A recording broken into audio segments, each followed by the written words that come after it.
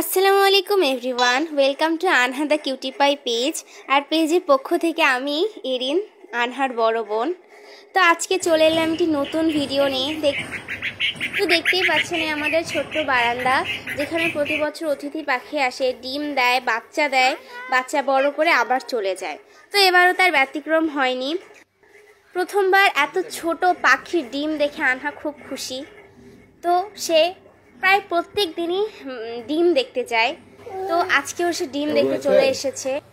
যেহেতু সে খুব ছোট আর পাখি বাসা করেছে উপরে, তো তাকে বাবা কোলে নিয়ে ডিম দেখায়।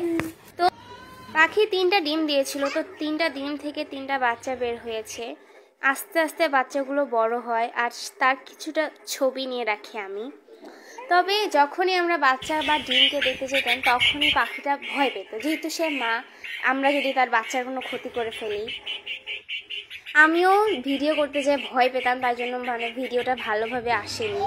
তো এই যে বাচ্চা ধীরে ধীরে বড় হয়, এখন আনহা তো খুব খুশি, সে প্রত্যেক দিন বাচ্চা দেখতে যায়। তো এভাবে চলতে থাকে, আস্তে আস্তে বড় হয় বাচ্চা। তবে দুঃখের বিষয় হলো, যখন বাচ্চাগুলো বড় হতে থাকে তখন দেখি যে হঠাৎ 3টা বাচ্চার মধ্যে 2টা বাচ্চা গায়েব। মা বলছিল যে হয়তোবা মা তার বাচ্চাকে অন্য কোথাও নিয়ে গেছে, তো সবার লাস্টে একটা বাচ্চা থাকে। আমি ভেবেছিলাম একটা বাচ্চাকে আমি নিজের কাছে রেখে বড় করব, কিন্তু তার হয়ে ওঠেনি। তো এই ছিল আজকের ভিডিও। এই ভিডিওটি ভালো লাগলে অবশ্যই পেজে ফলো দিবেন, লাইক করবেন, কমেন্ট করবেন। ধন্যবাদ সবাইকে।